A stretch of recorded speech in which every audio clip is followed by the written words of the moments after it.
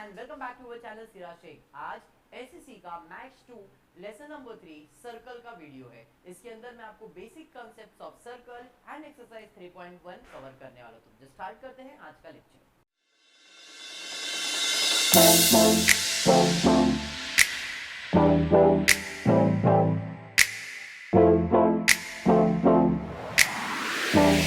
Start करेंगे circle lesson. अब ये सर्कल लेसन थोड़ा सा कॉम्प्लिकेटेड माना गया है सारे स्टूडेंट्स की तरफ से एंड बहुत सारे रिक्वेस्ट थे। थोड़ा वीडियो डिले हुआ, उसका रीजन था जस्ट बिकॉज एनिमेशन का काम बहुत सारा रहता है, तो आपको एक्सप्लेनेशन इजी करवाना, एनिमेशन इजीली समझाना, तो मैंने थोड़ा वीडियो डिले कर दिया है। बट अब से शायद से आपका जो वीडियो होगा एसएससी का अलजेब्रा ज्योमेट्री का रेगुलरली मेरे चैनल्स पे आता रहेगा। अब स्टार्ट करेंगे सर्कल। तो सर्कल के अंदर बेसिक दो चीज आपको इस एक्सरसाइज में याद करना है। सर्कल तो आपको पता ही होगा कितने डिग्री का होता है, 360 डिग्री का होता है। मतलब सर्कल के एंगल का टोटल 360 डिग्री होता है।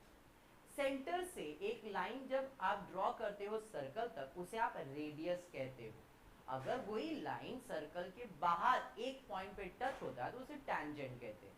तो हमेशा याद रखना, एक रेडियस और एक टैंजेंट जब इंटरसेक्ट होगा सेम पॉइंट पे, सेंटर से सर्कल तक जो लाइन ड्रॉ करते हो आप, सेंटर से सर्कल की तरफ एक लाइन जो ड्रॉ किया उसे आप रेडियस कहते हो। इतना तो आपको पता ही होगा। अब उसी रेडियस के पॉइंट से अगर मैंने एक लाइन सर्कल के बाहर ड्रॉ किया है, तो अब मैं कहूंगा ये जो रेडियस है और ये जो टैंजेंट है ये क्या होगा, परपेंडिकुलर होगा। परपेंडिकुलर मतलब एक right angle triangle, right angle बन जाएगा, मतलब 90 डिग्री बन जाएगा। तो हमेशा याद रखो ये प्रॉपर्टी कि रेडियस जो है वो टैंजेंट को परपेंडिकुलर होगा। रेडियस जो है वो टैंजेंट को क्या होगा, परपेंडिकुलर होगा। एक प्रॉपर्टी याद रखना है कि रेडियस और टैंजेंट हमेशा एक राइट एंगल फॉर्म करेगा। क्लियर हुआ। दूसरा पॉइंट आपको याद रखना है कि यहाँ पे क्या है कि भाई ये सर्कल से यहाँ तक जो आपने पॉइंट लिया ये क्या है, रेडियस है, और ये क्या है, टैंजेंट है। तो अब मैं टैंजेंट का अगर डिस्टेंस फाइंड करने की बात करूंगा सेंटर से, सर्कल के सेंटर से टैंजेंट का अगर मुझे डिस्टेंस फाइंड करना है तो it is always a radius. क्यों, सेंटर से टैंजेंट तक का जो पॉइंट होगा वो क्या है, रेडियस है। ये क्या है, रेडियस है। तो जो रेडियस है उसका जितना लेंथ है उतना ही लेंथ का डिस्टेंस किसका है, टैंजेंट का है। मतलब सेंटर से टैंजेंट का जो डिस्टेंस आएगा वो क्या आएगा, रेडियस आएगा। जो बोल रहा हूं वो जब मैं सम करूंगा तो और इजीली समझ में आएगा, इसलिए पहले प्रॉपर्टी एक्सप्लेन कर देता हूं और फिर हम लोग सम्स की तरफ जाएंगे। तो दो चीज मैंने आपको बताया, रेडियस टैंजेंट को परपेंडिकुलर होता है, रेडियस टैंजेंट को परपेंडिकुलर होता है। दूसरा, जो सेंटर से, सर्कल के सेंटर से टैंजेंट तक का जो डिस्टेंस होता है वो हमेशा क्या होता है, रेडियस होता है। ये दो पॉइंट क्लियर हुआ, पक्का। एंड द लास्ट पॉइंट जो इस एक्सरसाइज में आपको काम आने वाला है, एक सर्कल है, कितना, एक सर्कल है और उस सर्कल के दो टैंजेंट है। एक सर्कल के दो टैंजेंट, एक सर्कल के दो टैंजेंट। फिर से एक बार क्या बोल रहा हूं, जरा ध्यान से सुनना। एक सर्कल के दो टैंजेंट, एक सर्कल के दो टैंजेंट बाहर मिल रहे हैं। एक सर्कल के दो टैंजेंट बाहर मिल रहे हैं। एक सर्कल के दो टैंजेंट बाहर मिल रहे हैं। कुछ तो गोची है क्या, दोनों कॉन्ग्रुएंट है। फिर से एक बार सुनना मैं क्या बोल रहा हूं। एक सर्कल के दो टैंजेंट, एक सर्कल के दो टैंजेंट, एक सर्कल के दो टैंजेंट बाहर मिल रहे हैं। जब एक सर्कल है उसके दो टैंजेंट और दोनों बाहर इंटरसेक्ट अगर हो रहे हैं तो कुछ तो गोची है क्या, ये दोनों टैंजेंट इक्वल है। ये दो प्रॉपर्टी अगर आपको समझ में आ गया तो आपका एक्सरसाइज 3.1 इजीली हो जाएगा। दो प्रॉपर्टी, एक तो रेडियस परपेंडिकुलर बताया, डिस्टेंस बता दिया, ठीक है। और दूसरा मैंने क्या बताया, एक सर्कल है उसके दो टैंजेंट है और दोनों बाहर, सर्कल के बाहर इंटरसेक्ट अगर होते हैं, मिल रहे हैं, तो ये दोनों टैंजेंट क्या होगा, कॉन्ग्रुएंट होगा। बस ये याद रखना, बाकी आपका एक्सरसाइज हो जाएगा। स्टार्ट करते हैं, देखते हैं अपना पहला क्वेश्चन अपने को क्या दिया है यहाँ पे। एक्सरसाइज 3.1 में फर्स्ट क्वेश्चन आपको दिया है, in the adjoining figure, question आपको दिख रहा है, in the adjoining figure the radius of the circle with centre C is 6 centimetre. आपको क्वेश्चन में एक सर्कल ड्रॉ करके दिया है और बोला है इसका जो सेंटर है वो क्या है, सी है। जैसे आपको डायग्राम यहाँ पे मैंने ड्रॉ करके दिखा दिया है, आपको दिख रहा होगा।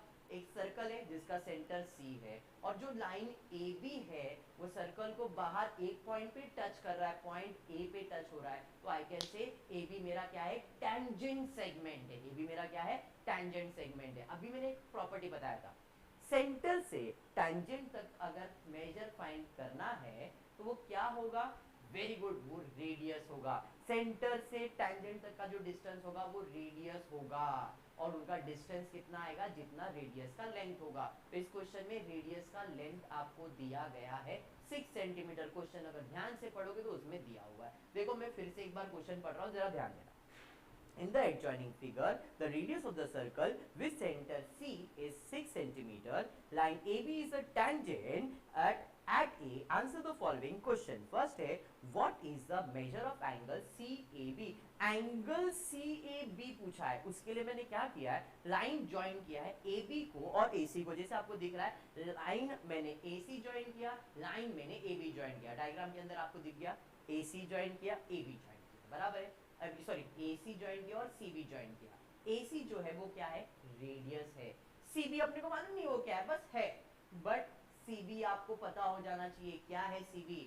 जब एक राइट एंगल ट्रायंगल फॉर्म होता है, जब एक राइट एंगल फॉर्म होता है, तो ये और ये जो डिस्टेंस होता है आप क्या कहते हो, हाइपोटेनियस कहते हो। यहाँ का इसका मतलब है कि जो CB है, CB मेरा क्या है, हाइपोटेनियस है। आई होप आपको पाइथागोरस लेसन पता होगा, मैंने पाइथागोरस के अंदर एक्सप्लेन किया था। दो साइड का total is equals to Pythagoras यानी कि हाइपोटेनियस साइड का टोटल होता है। इन दोनों साइड का स्क्वायर का जो भी टोटल आएगा, मतलब ये साइड और ये साइड का जो भी स्क्वायर का टोटल करेंगे, उतना ही टोटल किसका आता है, हाइपोटेनियस के स्क्वायर करने से आता है। मतलब यहाँ पे जो BC आपको दिख रहा है वो हमारा हाइपोटेनियस है। अगर फाइंड करना पड़ा तो वो हम फाइंड कर लेंगे।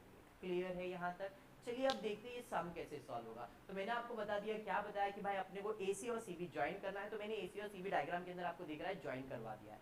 अब यहाँ पे एंगल CAB पूछा गया है। आप क्वेश्चन में देखो एंगल CAB, तो जो CAB जो एंगल बन रहा है वो कुछ इस तरह से बन रहा है CAB। तो जो एंगल बन रहा है वो क्या बन रहा है, परपेंडिकुलर एंगल बन रहा है। और परपेंडिकुलर क्योंकि रेडियस और टेंजेंट क्या होता है, परपेंडिकुलर, मतलब क्या बनेगा, 90 डिग्री बनेगा। तो एंगल CAB क्या बन गया, 90 डिग्री। रीजन मैंने उसका दे दिया है, tangent is perpendicular to the radius. चलिए ठीक है, बढ़ेंगे आगे। सेकंड क्वेश्चन आपको पूछा है, what is the distance of point C from line AB and Y? What is the distance of point C from line AB? AB क्या है, AB आपका टेंजेंट है, C centre of the circle है, तो centre से AB तक का distance क्या आएगा, वेरी गुड, क्या आएगा, रेडियस आएगा। तो मैंने लिख दिया distance of point C from line AB 6 centimetre. क्यों, क्योंकि वो क्या है, रेडियस है। तो इसका रीजन लिखा, A is a point of contact and AB is a tangent line. Clear हो गया। ये सेंटर से A तक ज्वाइन करेंगे, वो रेडियस होता है, इसलिए वो हमारा क्या बन जाएगा, रेडियस का लेंथ बन जाएगा। चलिए ठीक है, नेक्स्ट क्वेश्चन देखते हैं क्या पूछा उसके अंदर। अगर distance AB is 6 centimetre, find the length of BC। अब तक मेरे पास सेंटर से मतलब AC का डिस्टेंस था, वो क्या था, रेडियस 6 सेंटीमीटर। अब क्वेश्चन में AB का लेंथ दिया हुआ है, आप देख सकते हो AB का लेंथ दिया हुआ है, कितना दिया है, 6। तो इन दोनों साइड का मेजरमेंट मिल गया है और मुझे BC का लेंथ फाइंड करना है। कैसे फाइंड करोगे, पाइथागोरस थ्योरम से फाइंड कर सकते हैं, और भी दूसरे प्रॉपर्टीज है, 45 45 90 का ट्रायंगल भी अप्लाई कर सकते हो, बट अभी के लिए पाइथागोरस थ्योरम ही सॉल्व करेंगे। तो यहाँ पे हम लोग लेंगे ट्रायंगल, कौन सा ट्रायंगल लेंगे, CAB ट्रायंगल लेंगे। यहाँ पे एंगल CAB 90 डिग्री दिया है, C is radius equals to perpendicular to the radius, therefore angle CAB 90 degree है। बाय द पाइथागोरस थ्योरम हम hypotenuse square is equals to one side square plus other side square करेंगे। Hypotenuse यहाँ पे क्या है, BC है, तो BC square is equals to CA square plus AB square. BC मालूम नहीं है, AC मालूम है और आपको AB मालूम है। 6 स्क्वायर प्लस 6 स्क्वायर कितना होगा, 6 स्क्वायर प्लस 6 स्क्वायर 36, 36 हो जाएगा 72। तो BC स्क्वायर इज 72, रूट ये बाजू आएगा स्क्वायर, ये बाजू आएगा तो रूट हो जाएगा। तो रूट ऑफ 72 कितना आएगा, 2 टाइम्स ऑफ 36। 36 किसका रूट है, 6 का रूट है, तो यहाँ पे आंसर आ जाएगा BC is equals to 6 root 2। Clear हो गया यहाँ तक, पक्का क्लियर है। अब चौथा क्या फाइंड करना है, what is the measure of angle ABC। अब मुझे कौन सा एंगल फाइंड करना है, आप देख सकते हो CAB ऐसा था, मुझे एंगल B फाइंड करना है। क्वेश्चन में बोला है what is the measure of angle ABC, उस एंगल का मेजरमेंट मुझे फाइंड करना। अब ABC फाइंड करने के लिए करूंगा क्या, जरा ध्यान देना। तो मुझे ABC फाइंड करना है, तो इन ट्रायंगल ABC मुझे मालूम है AC का लेंथ और AB का लेंथ सेम है। AC कितना है, 6 सेंटीमीटर, AB कितना है, 6 सेंटीमीटर, ये तो आपको मालूम है। तो ये एक आइसोसेलेस ट्रायंगल बन गया। आइसोसेलेस ट्रायंगल का मतलब क्या होता है? आइसोसेलेस ट्रायंगल का मतलब होता है एक ऐसा ट्रायंगल जिसके कोई भी दो साइड इक्वल होते, एक ऐसा ट्रायंगल जिसके कोई भी दो साइड अगर इक्वल होते तो उसे हम क्या कहते हैं? आइसोसेलेस ट्रायंगल कहते हैं। और आइसोसेलेस ट्रायंगल कहते हैं इसका मतलब है जब ये दो साइड कॉन्ग्रुएंट है तो इसका ऑपोजिट एंगल कॉन्ग्रुएंट हो जाएगा। तो जो डायग्राम आपको क्वेश्चन में दिख रहा है, इस डायग्राम के अंदर AC और AB का जो लेंथ है वो सेम है। तो AC, अब इधर ध्यान दो, AC अगर ऐसा ट्रायंगल इधर बेस पकड़ लो, अब मैं बोलता हूं ये दोनों साइड कॉन्ग्रुएंट है। जब ये दोनों साइड कॉन्ग्रुएंट है तो इसका एंगल, इस साइड का एंगल ये और इस साइड का एंगल, ऑपोजिट एंगल भी कॉन्ग्रुएंट होता है। आइसोसेलेस ट्रायंगल कहता है जब एक ट्रायंगल में दो साइड कॉन्ग्रुएंट होते तो उसके ऑपोजिट एंगल क्या होते हैं? कॉन्ग्रुएंट होते हैं। तो इसके अंदर AC और AB कॉन्ग्रुएंट है तो AC का ऑपोजिट एंगल B और AB का ऑपोजिट एंगल क्या आएगा? C आएगा। समझ में आ रहा है ना? आई जस्ट होप आपको समझ रहा है मैं क्या बोल रहा हूँ। अगर एक आइसोसेलेस ट्रायंगल है, इसमें दो साइड अगर कॉन्ग्रुएंट है तो इसके ऑपोजिट एंगल भी कॉन्ग्रुएंट होंगे। तो C को और B दोनों कॉन्ग्रुएंट होगा, मतलब जितना मेजरमेंट एंगल C का आएगा उतना ही मेजरमेंट एंगल B का भी आएगा। एंगल समझ में आ रहा है? ऐसा मुझे अजम्पशन है। तो मुझे एंगल C और B कैसे फाइंड करना है, क्लियर हो गया। अब अगर मुझे C मिल जाएगा तो मैं B भी फाइंड कर लूंगा। उसके लिए मैं क्या करूंगा? तो angle addition property, sum of the measures of angle of a triangle 180 degree से भी अपन सॉल्व कर ही सकते हैं। चलिए ठीक है, देखते हैं क्या होगा। यहाँ पे एंगल CAB 90 डिग्री दिया है, तो अब बचा एक ट्रायंगल के टोटल 180 डिग्री है, तो इसमें से 90 तो इसने ले लिया है, अब बचा 90 और दोनों इक्वल है तो हाफ हाफ भी आप कर सकते हो। तो यहाँ पे I can say angle ABC is equal to 45 degree. क्यों? क्योंकि 180 में से 90 तो चला गया, बचा 180 में से 90 जाएगा तो 90 बचेगा। 90 को आधा आधा, 90 को हाफ हाफ डिस्ट्रीब्यूट करना, बिकॉज C और B कॉन्ग्रुएंट है तो दोनों को इक्वल डिस्ट्रीब्यूशन देना है। देयरफॉर एंगल ABC कितना आएगा? 90 का हाफ यानी कि 45 डिग्री। समझ में आया? Therefore angle ABC equals to 45 degree. Reason है ABC is an isosceles right angle triangle. Clear हुआ? आई जस्ट होप आपको समझ में आ रहा है। बढ़ेंगे सेकंड क्वेश्चन की तरफ, देखते हैं सेकंड क्वेश्चन क्या है। अब इसके अंदर कौन सा प्रॉपर्टी?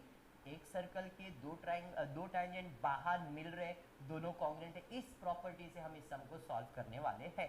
चलिए क्वेश्चन देखते हैं क्या दिया। तो आपको क्वेश्चन दिया था यहाँ पे in the adjoining figure O is the center of the circle. In the adjoining figure O is the center of the circle. From point R, segment RM and segment RN are a tangent segment touching the circle at M and N. If OR is 10 cm and the radius of the circle is 5 cm, then find the radius. Then the radius of the circle is 5 cm. Find what is the length of each tangent segment, what is the measure of MRO and what is the measure of MRN. पहले आप diagram समझ लो, diagram समझ जाओगे ना तो सम easy हो जाएगा, क्योंकि ये लेसन बहुत डिफिकल्ट इसलिए पड़ता है क्योंकि प्रॉपर्टी समझ में नहीं आता। Once your property is clear, मैं गारंटी देता हूँ ये लेसन आप ऑप्शन में नहीं रखोगे। 90% स्टूडेंट इसे ऑप्शन में ही रखने का ट्राई करते हैं और मैक्सिमम मार्क्स इसमें से ही आता है एग्जाम्स में। तो आप थोड़ा सा प्रॉपर्टीज पे फोकस करो और सम सॉल्व करो, इजी हो जाएगा। अब क्वेश्चन के डायग्राम की बात करूंगा मैं यहाँ पे, तो मेरे को इतना तो समझ में आया है कि एक सर्कल है, इसके दो टैंजेंट है, एक MR और दूसरा है NR, दिख रहा रहेगा आपको। तो एक MR टैंजेंट है और एक NR है। एक सर्कल है, इसके दो टैंजेंट है और दोनों बाहर मिल रहे हैं एट पॉइंट R। इसका मतलब क्या है? एक सर्कल के दो टैंजेंट बाहर मिल रहे, कुछ तो गोचिए क्या? दोनों कॉन्ग्रुएंट है, मतलब MR और NR कॉन्ग्रुएंट है। ये दिमाग में बैठ गया। दूसरा चीज आप देख सकते हो डायग्राम को अगर ध्यान से, सेंटर O है, O से M या O से N की बात करूंगा तो ये क्या है सर? O से लेके M, सेंटर से सर्कल को टच करते तो रेडियस बनता है, मतलब OM रेडियस है, ON रेडियस है, रेडियस टेंजेंट एक पॉइंट पे मीट हो रहे, परपेंडिकुलर बन जाएगा, मतलब OMR एक 90 डिग्री भी बन जाएगा, ONR एक 90 डिग्री। में एक्सप्लेनेशन इसलिए दे रहा हूँ क्योंकि आपके दिमाग में एक बार बैठ गया ना तो भाई सम लिखना इजी हो जाएगा, इसलिए बोल रहा हूँ प्रॉपर्टीज को ध्यान से सुनना। OMR 90 degree, ONR 90 degree. हाँ सर ये तो समझ में आ गया, अब ये 90 डिग्री है, MR और NR टेंजेंट है, ये कॉन्ग्रुएंट, इतना समझ में आया। अब मेजरमेंट क्या दिया है, क्या फाइंड करना है वो देखते। तो मेजरमेंट दिया था आपको क्वेश्चन में कि if OR is equal to 10, OR मतलब क्या है? जो सेंटर से पास हो रहा है, OR कितना है 10 सेंटीमीटर दिया है और क्वेश्चन में बोला रेडियस ऑफ द सर्कल 5 है। अब रेडियस में यहाँ पे दो रेडियस है, एक OM भी है और एक ON भी है, तो वो कितना दिया है 5 सेंटीमीटर भी आपको दिया है। चलिए ठीक है, इन ट्राइंगल OMR, देखो मैंने हाईलाइट किया इन ट्राइंगल OMR, इसी ट्राइंगल को अपन ले रहे, इसके अंदर अपने को क्या दिया है MR एक टेंजेंट सेगमेंट दिया है और OM उसका रेडियस है। OM कितना दिया है 5, रेडियस पाई दिया है, टेंजेंट OR कितना दिया हुआ है 10 सेंटीमीटर, देखो यहाँ पे लिख दिया मैंने 5 सेंटीमीटर और 10 सेंटीमीटर, क्लियर। तो सर आप MR फाइंड कर सकते हो, कैसे, पाइथागोरस थ्योरम से, क्योंकि मुझे ये दोनों मालूम है तो मैं उसका फाइंड तो कर ही लूंगा, हाँ या नहीं, क्लियर। मैं डायरेक्ट भी कर सकता हूँ बट अभी मैं पाइथागोरस अप्लाई करता हूँ, अगर पाइथागोरस नहीं तो डायरेक्ट मैं बताता हूँ कैसे सॉल्व कर सकते हैं। तो यहाँ पे OMR is 90 degree, radius is perpendicular to the tangent, tangent perpendicular होता है रेडियस को, देयरफॉर हम यहाँ पे कह सकते हैं in right angle triangle OMR hypotenuse square, पता है आपको पाइथागोरस से सॉल्व करेंगे तो पाइथागोरस में OR उसका हाइपोटेनस है, OR square is equal to OM square plus MR square. अब इसके अंदर अपने को क्या क्या मालूम है, तो इसके अंदर मुझे OR मालूम है कितना 10, OM मालूम है कितना है 5 प्लस MR स्क्वायर, 10 का स्क्वायर 100, 5 का स्क्वायर 25 प्लस 25 ये बात जो आएगा तो माइनस 25 हो जाएगा। MR square is equal to 100 minus 25 which is equal to 75, 75 मतलब 3 इंटू 25 कर सकते हो, तो 75 है 3 इंटू 25, 25 किसका रूट 5 का रूट है, तो यहाँ पे आ जाएगा MR is equal to 5√3, MR मिल गया। क्या बताया था, एक सर्कल के दो टेंजेंट बाहर में तो दोनों क्या होता है कॉन्ग्रुएंट होता है, तो जितना MR है उतना आपको NR भी मिल जाएगा, इसका मतलब NR का भी मेजरमेंट 5√3 ही आएगा। क्लियर हुआ, यहाँ तक लिखा नहीं रहेगा बट आपको ये समझ में तो आ जाना चाहिए। चलिए ठीक है, आगे बढ़ते देखते क्या दिया, the length of each tangent segment is 5√3, each tangent segment word मैंने यूज कर दिया यहाँ पे, मतलब दोनों का लेंथ कितना आने वाला है 5√3, पहला क्वेश्चन था वही। दूसरा पूछा है find the measure of angle MRO, MRO छोटा सा जो वहां पे एंगल दिख रहा है वो मुझे फाइंड करना है। अब ये फाइंड करने के लिए क्या करूंगा, तो इन triangle OMR angle OMR is 90 degree, ये तो मुझे मालूम है जो अभी मैंने अभी सॉल्व किया था। दूसरा एक यहाँ पे एक नया पॉइंट मुझे मिल रहा है कि OR उसका एक हाइपोटेनस है, जैसे आप देख सकते हो OR क्या है हाइपोटेनस है और उसका लेंथ कितना है तो 10 है, और OM जो है वो कितना है 5 है, OM कितना है 5 है, देखो वो 10 है और ये 5 है, तो इसका आधा हुआ, हाइपोटेनस का हाफ हुआ, OR अगर 10 है तो उसका हाफ OM है कितना है 5 है। तो यहाँ पे आई कैन से कि भाई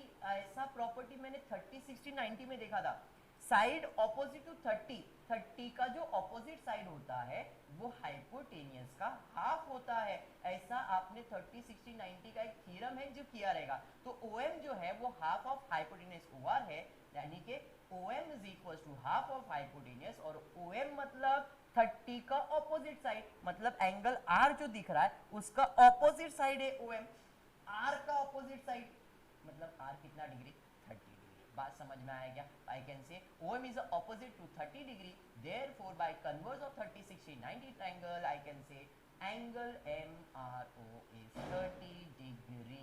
समझ में आ गया क्या, अब ये आपको मिल गया, अब ये मिला है ना, सेम आपको नीचे वाला भी मिलेगा वो भी 30 डिग्री आएगा। सर क्यों, क्योंकि दोनों ट्राइंगल तो सिमिलर ही है ना, जितना आपको MR टेंजेंट मिलने वाला है उतना NR मिलने वाला है, OR उतना ही, तो जो तीसरा साइड बचेगा वो 5 ही आने वाला है, मतलब ये भी 30 है तो नीचे वाला भी 30 डिग्री ही बनने वाला है। तो आई कैन से OR उसका बाइसेक्टर बन रहा है, बाइसेक्टर मतलब इक्वल पार्ट्स में डिवाइड करना। आगे पूछा है find the measure of angle MRN, अब बड़ा एंगल MRN, पूरा बड़ा R पूछा है, पहले छोटा R पूछा था अब बड़ा R पूछा है। अब इसके लिए क्या करना है आपको, बड़ा R के लिए तो आपको छोटा R मालूम है 30, दूसरा छोटा R भी 30 आएगा, दोनों को प्लस करो 60 डिग्री आ जाएगा। चलिए ठीक है, देखते हैं ये कैसे सॉल्व होगा। अब यहाँ पे आपको फाइंड करना है triangle OMR is congruent to triangle ONR, congruent मैंने पहले ही बता दिया, कॉन्ग्रुएंट क्यों है, क्योंकि दोनों का लेंथ सेम है तो ट्राइंगल कॉन्ग्रुएंट है।